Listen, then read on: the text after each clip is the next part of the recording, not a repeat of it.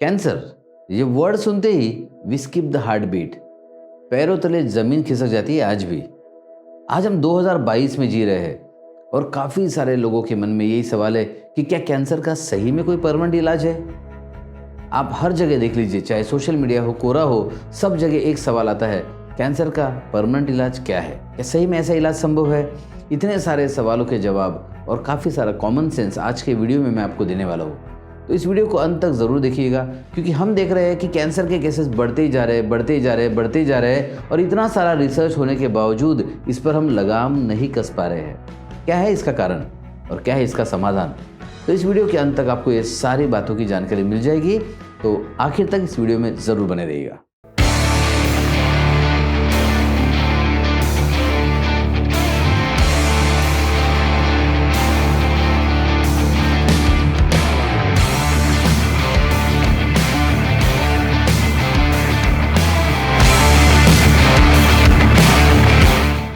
Cancer पर जीत हासिल करने से पहले मैं आपको सिंपल भाषा में समझाता हूँ कि कैंसर होता कैसे है। देखिए, वैसे भी हमारे बॉडी में सेल्स का मल्टीप्लिकेशन और डिस्ट्रक्शन चलते रहता है, यानी कि सेल्स का तैयार होना, फिर सेल्स मल्टीप्लाई होना और सेल्स का डिस्ट्रॉय होना। सो बॉडी में एक होम्योस्टेसिस नाम का मैकेनिज्म होता है, जिसके द्वारा सेल्स का तैयार होना और सेल्स का खत्म होना, इसका एक बैलेंस बना होता है। कुछ केसेस में किसी कारणवश सेल्स का मल्टीप्लिकेशन बढ़ जाता है या फिर किसी दूसरे कारण में डिस्ट्रक्शन कम हो जाता है। सो शरीर में जब ये मल्टीप्लिकेशन और डिस्ट्रक्शन का सिलसिला शुरू होता है, ये बैलेंस में अगर रहे तो सारा का सारा जो अंदर का सिस्टम है नॉर्मल होता है। किन्हीं कारणवश अगर सेल्स का तैयार होना और मल्टीप्लिकेशन होना अनियंत्रित हो जाए तो सेल्स का बढ़ना ज़रूरत से ज़्यादा हो जाता है और यही से शुरुआत होती है ट्यूमर की या कैंसर की। अब ये सेल्स बढ़ते बढ़ते मल्टीप्लाई होते होते ट्यूमर बन जाता है। फिर आजू बाजू के जो टिश्यूज़ है, सेल्स है, आजू बाजू के सिस्टम्स है, ऑर्गन्स है, इसमें फैलने लगते हैं और पूरी तरह कैंसर का फैलाव शरीर में उस भाग में और उसके आजू बाजू के भाग में हो जाता है। सो आमतौर पर अंदरूनी तौर पर देखा जाए तो कैंसर एक तो होता है अनियंत्रित ग्रोथ होना सेल्स का, दूसरा डिस्ट्रक्शन समाप्त होना या दोनों का इम्बैलेंस होना। तो सेल का अनकंट्रोल्ड मल्टीप्लिकेशन ये कैंसर का मूल कारण है, मूल अंदरूनी कारण है। जैसे कि मैंने अभी आपको बताया कि कैंसर का मतलब होता है सेल्स का अनियंत्रित मल्टीप्लिकेशन। इसी तरह से कैंसर के केसेस भी दुनिया में मानो मल्टीप्लाई हो रहे हैं। आप देखेंगे तो दुनिया भर में कैंसर के केसेस बढ़ते जा रहे हैं।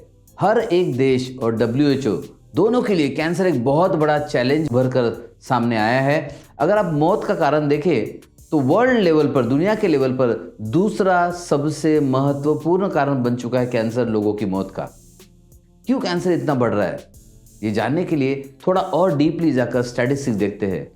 क्यों स्टैटिस्टिक्स कहते हैं, रिपोर्ट से कहते हैं कि हर 6 मौत में से 1 मौत तो सिर्फ कैंसर की वजह से है। 2018 WHO का रिपोर्ट अगर देखते हैं तो 90 लाख मौत के पीछे कैंसर ये कारण सामने आया है। केसेस ऐसे ही बढ़ते गए और अभी 2021 में और आंकड़े और भयावह हो चुके हैं। तो अब मैं आपको 2021 के लेटेस्ट आंकड़े देता हूं। WHO के रिपोर्ट के अनुसार breast cancer 22 lakh cases, lung cancer 21 lakh cases, colon and rectum गुदा द्वार cancer 19 lakh cases, prostate cancer 14 lakh cases, skin cancer 12 lakh, stomach cancer 10 lakh cases और इसके अलावा अभी तो हमने ब्रेन ट्यूमर, ब्रेन कैंसर, आंखों के प्रॉब्लम्स ये तो पकड़ा ही नहीं, तो अदर्स ऐसे और 20 से 25 लाख केसेस, यानी कि कैंसर के केसेस 1 करोड़ से आगे बढ़ चुके हैं और एक भयावह रूप से पूरे दुनिया पर छा रहा है कैंसर। आप देखेंगे कि जो मेंस है, जो पुरुष है, इनमें ज़्यादा पाया जाता है lung cancer, prostate cancer, colorectal cancer, stomach cancer और लीवर कैंसर। और स्त्रियों में ज़्यादा मात्रा में पाया जाने वाला कैंसर है breast cancer, colorectal cancer, lung cancer, cervix का cancer, cervical cancer and thyroid cancer. So इस तरह से आप देखेंगे कि कैंसर तो दोनों को बराबर असर कर रहा है और बड़ी तेज़ी से बढ़ते जा रहा है। इतने तेजी से बढ़ता हुआ कैंसर देखकर, आंकड़े देखकर तो आप भी चौंक गए होंगे। तो चलिए जानते हैं कि कैंसर होता क्यों है। जड़ तक पहुंचना जरूरी है, इसके लिए कैंसर के कारणों को जानना जरूरी है। आमतौर पर लोगों को और लोग जहां ढूंढते हैं गूगल पर यही चीज़ें लिखी होती है कि टोबैको, स्मोकिंग, तंबाकू के और कोई प्रकार है खाने का, जो गुटखा खाते हैं लोग, तो इस तरह के कारणों से कैंसर होता है। ये शायद सबको ज़्यादा मालूम हो चुका है, ज़रूरत से ज़्यादा, लेकिन ये सच्चाई नहीं है। अब आप कहेंगे सर फिर टोबैको से या स्मोकिंग से कैंसर नहीं होता? होता है, लेकिन यही इकलौता कारण है, ये सच्चाई नहीं है। तो चलिए आज मैं थोड़ा सा और डीप लेकर जाता हूँ आपको कि कैंसर के मूल कारण क्या है, कैंसर के जो एक्चुअल वास्तविक कारण क्या है। तो कैंसर के कारणों को दो भागों में बांटा जा सकता है। एक होता है मूल कारण, यानी कि रूट कॉज, यानी कि जनरली वो हमारे अंदर होते हैं। सो ये है मूल कारण। और दूसरे आते हैं ट्रिगर फैक्टर्स। अब देखिए, इसे समझाने के लिए एक उदाहरण लेता हूँ। एक माचिस है, मैच बॉक्स। अब मैच बॉक्स अपने आप में आग तैयार नहीं कर सकती, इसे मैच स्टिक चाहिए, एक माचिस की तीली चाहिए। अब माचिस की तीली भी अपने आप में आग को तैयार नहीं कर सकती। तो दोनों में वो काबिलियत है, लेकिन दोनों इकलौता इस आग को तैयार नहीं कर सकते। वैसे ही ये दो तरह के कारणों को दोनों को रहना ज़रूरी है उस कैंसर जैसी बीमारी को तैयार करने के लिए। तो एक एक करके आगे बढ़ते हैं। सबसे पहला महत्वपूर्ण कारण जो कुछ लोग जानते हैं और जो नहीं जानते उनके लिए तो बहुत महत्वपूर्ण रहेगा ये जानना, जेनेटिक कारण। जी हाँ, कैंसर में जेनेटिक म्यूटेशन होता है। 90% कैंसर बिना जेनेटिक म्यूटेशन के नहीं हो सकते। तो जब तक आपके जीन्स में अंदर कुछ बदलाव नहीं आते या आपके जीन्स में वो कैंसर की टेंडेंसी नहीं होती, आपको कैंसर नहीं हो सकता। भले ही आपको जो पता होने वाले कारण है, चाहे वो टोबैको हो या स्मोकिंग हो, वो भी है। देखिए, टोबैको स्मोकिंग लेने वाले हर एक को कैंसर नहीं है। आप देखेंगे भारत जैसे देश में या दुनिया में इतना ज़्यादा मात्रा में सेवन होता है, वैसे तो आधे भारत को कैंसर होना चाहिए, तो ऐसे नहीं होता। तो देखिए, ये माचिस की तीली अगर है तो उसके साथ में जेनेटिक टेंडेंसी या जेनेटिक म्यूटेशन, कोई ना कोई जेनेटिक फैक्टर रहना बहुत ज़रूरी है कैंसर को तैयार करने के लिए। दूसरा इंपॉर्टेंट जो कारण आता है, अगेन माइंड के साथ जोड़ूंगा मैं इसे, बिकॉज ये एक साइंस है, अपने आप में अलग साइंस है, साइकोजीनोमिक्स। देखिए, जीन्स में बदलाव ये कैंसर का महत्वपूर्ण कारण है। और जीन्स में बदलाव करने के लिए क्या कारण है? तो है साइकोजेनोमिक्स, मीन्स माइंड। तो माइंड भी बहुत महत्वपूर्ण रोल अदा करता है। इनफैक्ट ये सर्वे में पाया गया है कि कैंसर जिन्हें भी होता है उन्हें पिछले कुछ सालों में बहुत ही मुश्किल दौर से गुजरना पड़ा, चाहे वो फैमिली का मैटर हो, चाहे वो बाहर हो, ऑफिस हो, किसी ना किसी तरह के बहुत ही गहरे स्ट्रेस से वो गुजरे हैं। और ये लगातार बराबर पाया गया है। एक दो और चीज़ें इंपॉर्टेंट मैं आपको बताना चाहूँगा।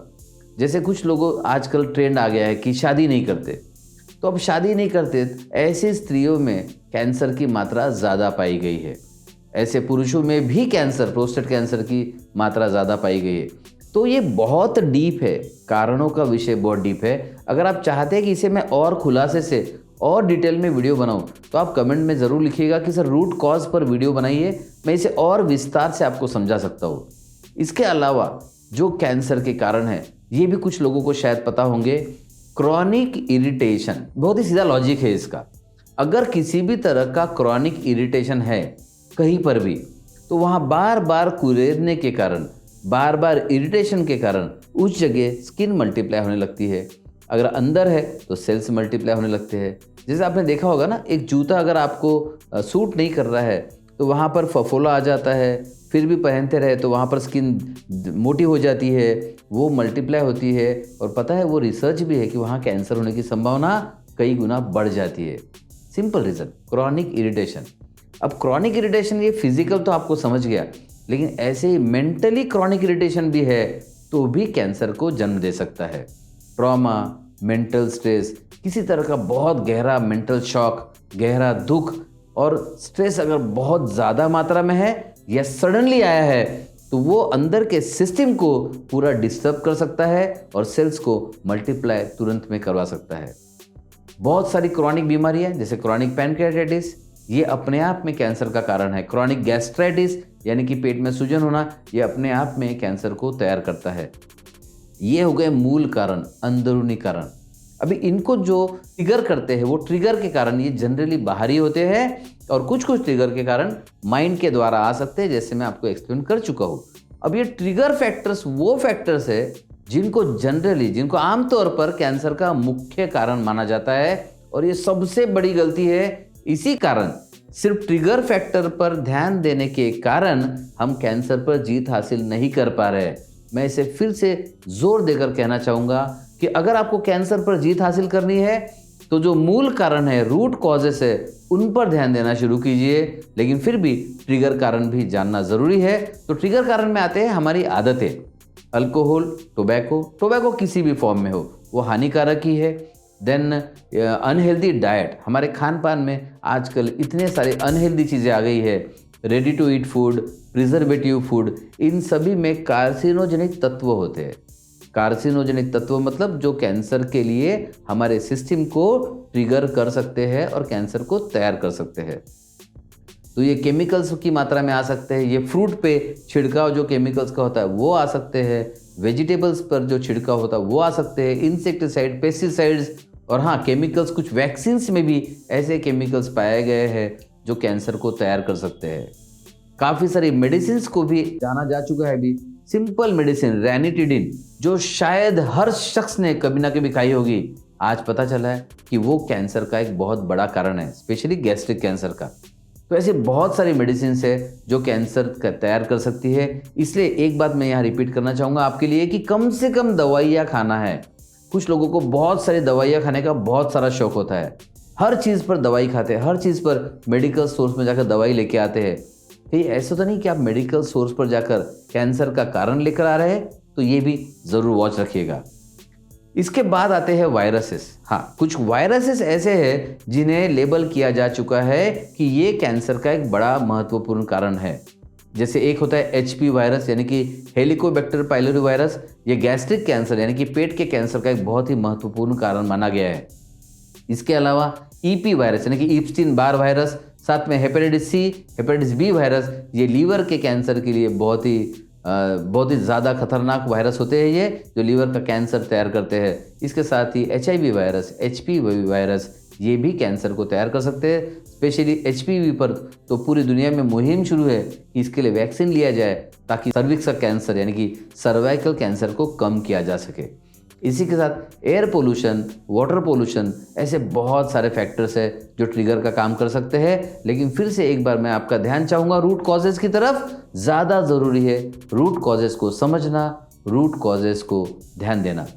तो मुझे लगता है कि कॉजेज़ के बारे में आज आपके मानसिकता में, सोच में थोड़ा सा बदलाव हुआ होगा और मैं इस पर डिटेल वीडियो बनाना चाहूँगा। अगर आप चाहते हैं तो ज़रूर लिखिएगा, इस पर एक डिटेल वीडियो बनाकर आपके समक्ष प्रस्तुत करने में मुझे बड़ा हर्ष होगा।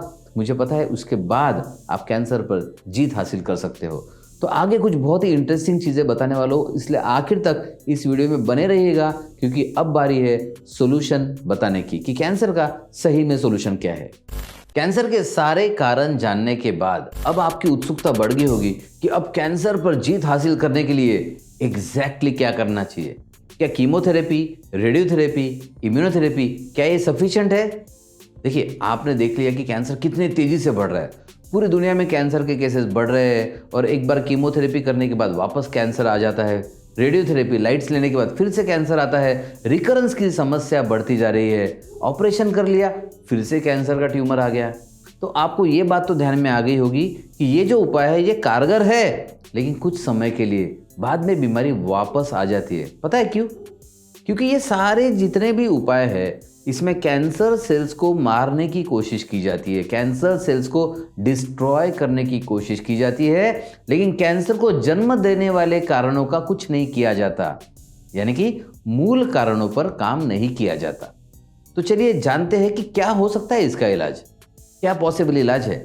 आज मैं आपको एक थोड़े में ब्रीफ में बताऊंगा और आपको अगर डिटेल वीडियो चाहिए इसका तो डेफिनेटली आप कमेंट्स में लिख सकते हैं और डिस्क्रिप्शन में एक लिंक दे दी गई है आपके लिए। आप और ज़्यादा डीप जानना चाहते हैं तो डिस्क्रिप्शन के लिंक में क्लिक कीजिए और आपको और कुछ बेहतरीन वीडियोस में आपको भेजूंगा ताकि आपको ट्रीटमेंट के बारे में पूरी जानकारी मिल जाए।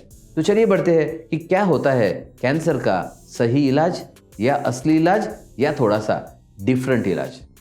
पहला तो हम कीमोथेरेपी की बात कर रहे हैं, सेल्स को मारने की कोशिश, ओके। दूसरी बात कर रहे हैं लाइट्स लेना, रेडियोथेरेपी, अगेन सेल्स को मारने की कोशिश। तीसरा सर्जरी, सर्जरी मतलब ट्यूमर को निकाल कर फेंक दिया, अगेन सेल्स को हटाने की कोशिश। अब बढ़ते हैं, ये ट्यूमर आया क्यों, ये कैंसर सेल्स आए क्यों, क्योंकि अंदर में जेनेटिक म्यूटेशन हुआ। वो सिस्टम में जो जेनेटिक बदलाव हुआ उसके लिए उपाय करना ज़रूरी है, और जेनेटिक सिस्टम में बदलाव का उपाय है एपीजेनेटिक ट्रीटमेंट। जी हाँ, अभी मॉडर्न साइंस के डेवलप होने के साथ साथ जिसे मेन स्ट्रीम में इस्तेमाल नहीं किया जाता। अब जीन्स में बीमारी है तो बदलाव भी जीन्स में करने होंगे, जीन्स से शुरू हुई है तो ख़त्म भी जीन से ही होगी। एपीजेनेटिक जीन ट्रीटमेंट ये कैंसर में ज़रूर इस्तेमाल किया जाना चाहिए, चाहे आप कीमोथेरेपी ले रहे हो, चाहे आप सर्जरी कर रहे हो, चाहे आप रेडियोथेरेपी, इम्यूनोथेरेपी कर रहे हो, लेकिन एपीजेनेटिक इलाज ज़रूर करना चाहिए ताकि बीमारी वापस ना आए और परमानेंटली समाप्त हो जाए। क्योंकि एपीजेनेटिक ट्रीटमेंट करने के बाद रिकरेंस की संभावनाएं तो पूरी तरह खत्म हो जाती है। पहला हो गया कि मूल कारणों में जीन्स का इलाज, एपीजेनेटिक इलाज। दूसरा, साइकोजेनोमिक्स से अगर जीन पर प्रभाव करते हुए या मानसिकता आपके कैंसर को तैयार करने में अगर मदद करती है तो मानसिकता पर काम करने से कैंसर को समाप्त करने में भी मदद मिलती है। माइंड पर काम करना बहुत ज़रूरी है।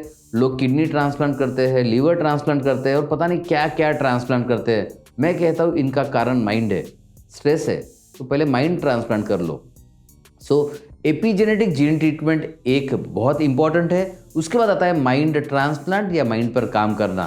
इसके बारे में डिटेल वीडियोस मैं वैसे तो काफ़ी बार बना चुका हूँ। आप कैंसर के बारे में इस पर वीडियो चाहते हैं तो ज़रूर लिखिएगा। इससे भी ज़्यादा डिटेल्स में अगर जानकारी चाहिए तो डिस्क्रिप्शन में लिंक दी गई है, डिस्क्रिप्शन में जाकर उस लिंक पर क्लिक करके बाकी वीडियोस देख सकते हैं, बाकी पूरी जानकारी हासिल कर सकते हैं। ऐसे ही इंपॉर्टेंट इन्फॉर्मेशन आप लोगों तक पहुँचाना हमारी जिम्मेदारी है।